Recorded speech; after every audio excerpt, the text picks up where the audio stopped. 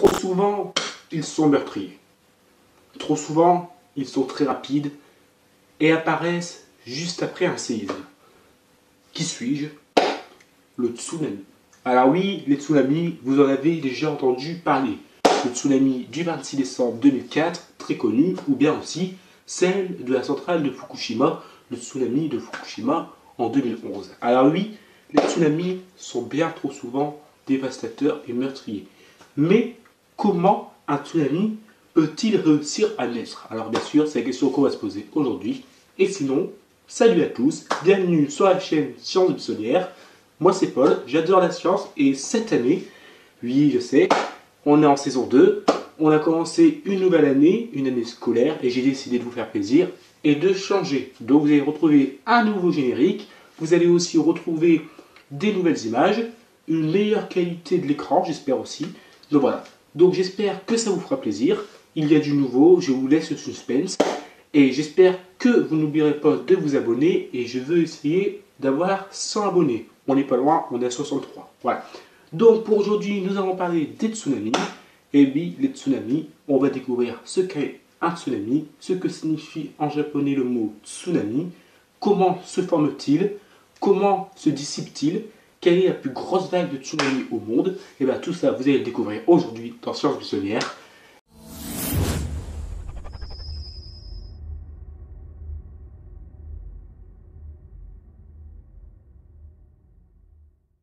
C'est parti, alors découvrons tout de suite qu'est-ce qu'un tsunami.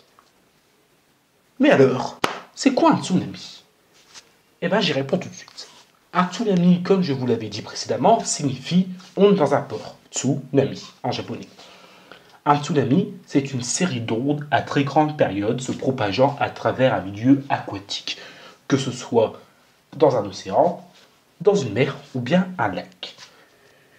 C'est issu d'un brusque mouvement d'un grand volume d'eau, donc généralement provoqué par un tremblement de terre, appelé aussi couramment séisme, ou bien aussi par un glissement de terrain sous-marin ou d'une explosion volcanique. Rarement aussi avec des astéroïdes qui pourraient frapper la Terre, et ça atteint les côtes avec des vagues destructrices qui sont déferlantes à très grande hauteur.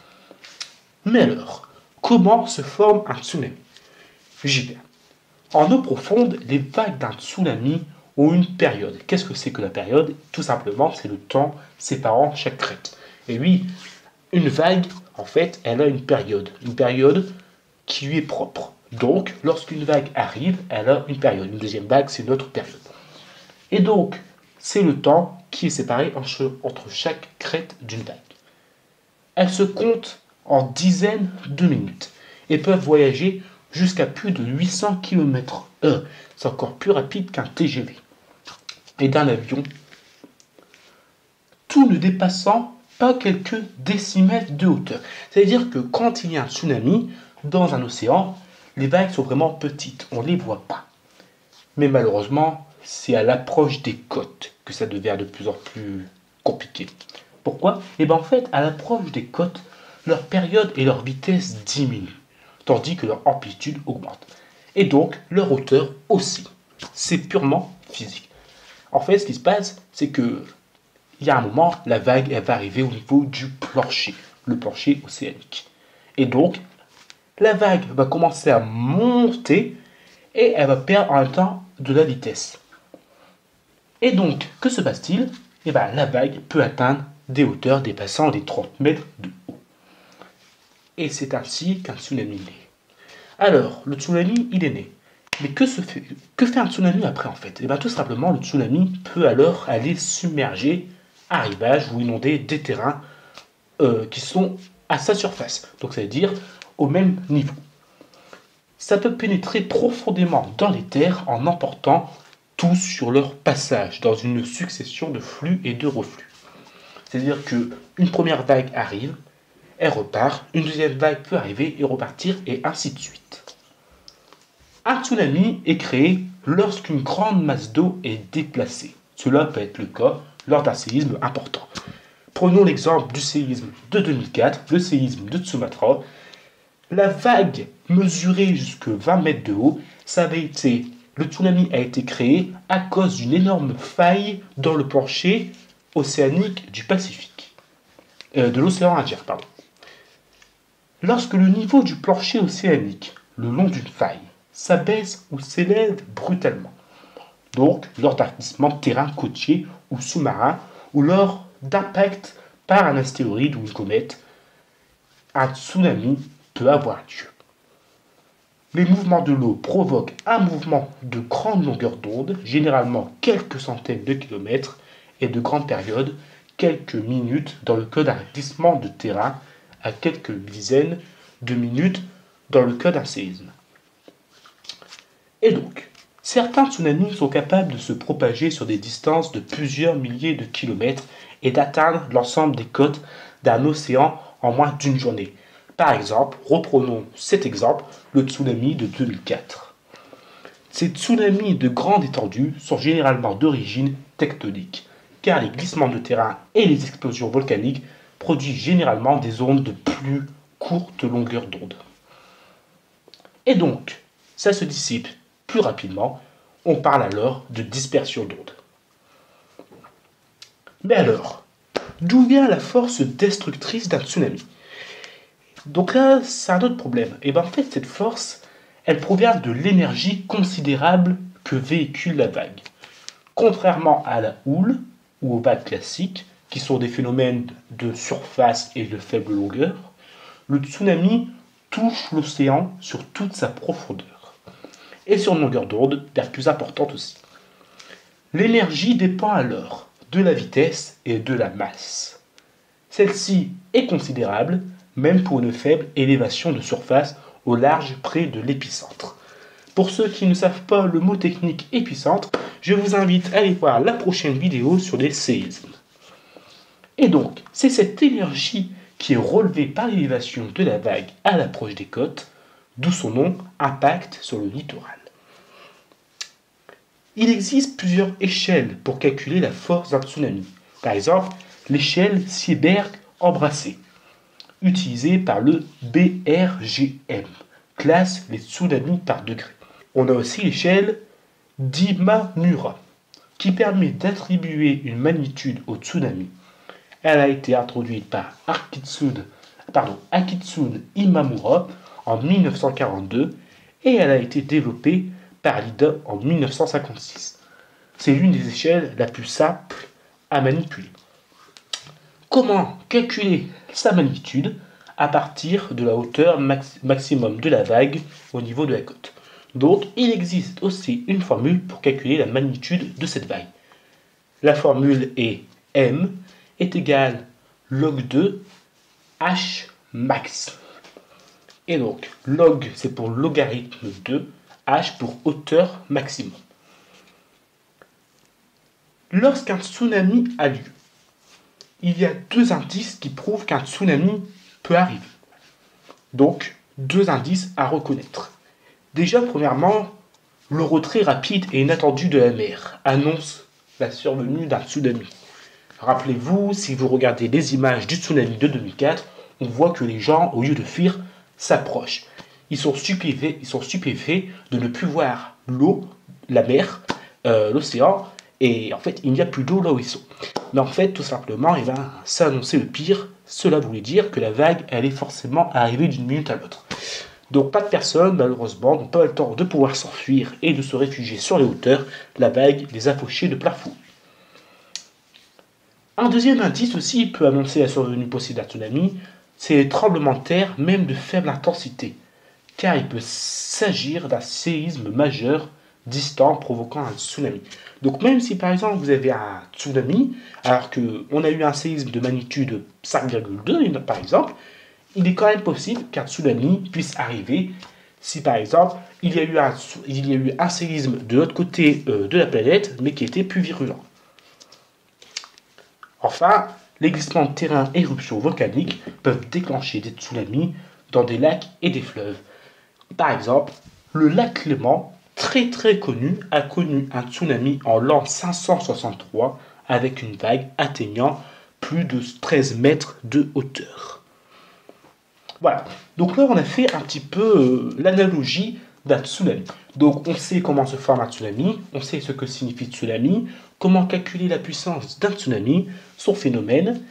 Et donc, la question qu'on se pose tous, pourquoi un tsunami est-il aussi meurtrier? Eh bien tout simplement, un tsunami c'est meurtrier. Imaginez-vous vous retrouvez dans la vague du tsunami.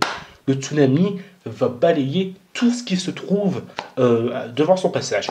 Donc si par malheur vous êtes devant son passage, bah priez, hein, priez. Voilà. Non, en fait il faut savoir que le tsunami, il peut réussir à détruire une maison. Donc voilà, donc c'est puissant.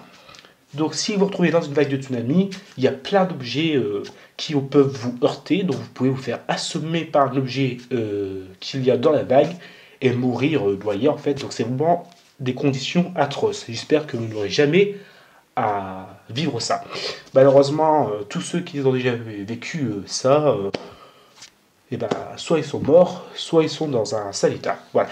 Donc imaginez-vous si vous étiez à la place de ces gens, par exemple au tsunami de 2010 à Haïti, ou bien par exemple au tsunami de 2004. Voilà. Mais alors, on a vu ce que c'était qu'un tsunami. Mais il existe encore pire qu'un tsunami. Ah bon? Il existe pire qu'un tsunami? Bah explique-nous au moins. J'y viens, doucement. Il y a encore pire qu'un tsunami. Et là, vous allez avoir peur. Pourquoi? Eh bien, on monte un cran dessus. Les tsunamis peuvent varier. Ça veut dire qu'il peut y avoir des vagues, par exemple de 5 mètres, voire 20 mètres. Mais il peut y avoir des vagues beaucoup plus grandes que ça. On appelle ça les méga tsunamis. Les méga tsunamis sont des tsunamis hors normes, qui sont déclenchés par de très grandes vagues. Et donc, il n'y a aucune définition scientifique très précise par rapport à ce phénomène.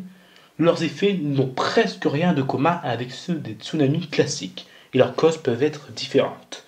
Donc par exemple, un tsunami généralement est déclenché par les mouvements de la croûte terrestre, alors qu'un méga tsunami peut être provoqué par un éboulement, ou bien aussi lorsqu'il s'écroule dans une mer fermée provoquée par de puissantes vagues, qui peuvent atteindre des dizaines voire des centaines de mètres de haut, et se déplacer à des centaines de kilomètres par heure, selon la masse.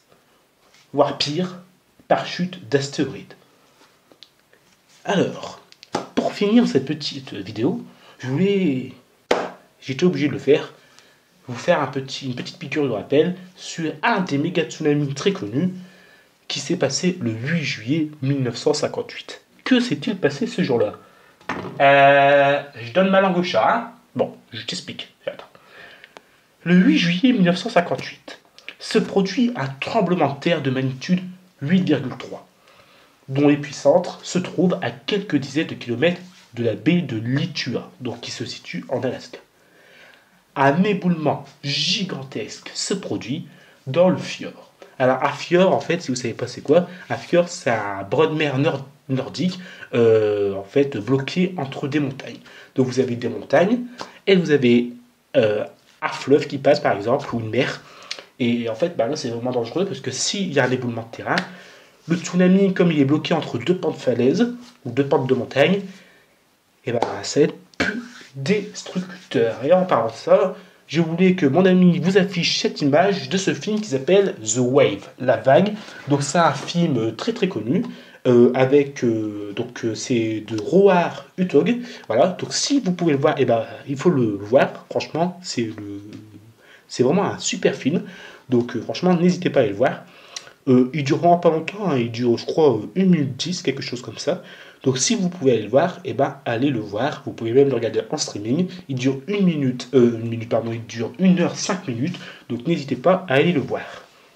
Ça récapitule très bien ce qui se passe en Norvège, parce qu'un tsunami est attendu en Norvège à cause d'un pan de montagne qui pourrait s'effondrer dans ce fleuve en Norvège et provoquer un tsunami avec des vagues titanesques. Voilà. Donc pour revenir sur le sujet du 8 juillet 1958, un éboulement gigantesque se produit alors dans le fjord. Sa topographie fait alors une des vagues les plus hautes du monde. Une vague de 200 mètres s'y forme. On calcule même que le glacier qui se déverse dans le fjord est frappé par une vague monstrueuse. Alors, tenez-vous prêts, la vague au total, elle mesurait 523 mètres de haut. En fait, conclusion, eh bien, la vague aurait pu submerger la Tour Eiffel, l'Empire State Building. Imaginez ça. Donc imaginez, vous retrouvez devant une vague aussi haute. Ben, il n'y a rien à faire, quoi, prier. Voilà. Donc voilà. Donc pour moi, la vidéo est finie sur les tsunamis. J'espère que vous l'avez aimé. Et on se retrouve pour une autre vidéo prochainement. Alors oui, aujourd'hui j'ai fait une vidéo sur les tsunamis. Donc forcément, la prochaine fois, je ferai une petite vidéo sur les séismes pour vous rappeler qu'est-ce qu'un séisme. Alors bien sûr, les vidéos ne peuvent pas excéder plus de 15 minutes. Donc là, ça va être fini. Donc pour tout ce qui est les différents types de failles et autres, et ben, je ne vais pas trop m'étaler sur le sujet, ça sera plusieurs petites vidéos. Voilà. Donc on se retrouve bientôt pour une autre vidéo. Et puis à bientôt sur Science Buissonnière. N'oubliez pas, la science est un plaisir. Il ne faut pas se prendre la tête. Ciao!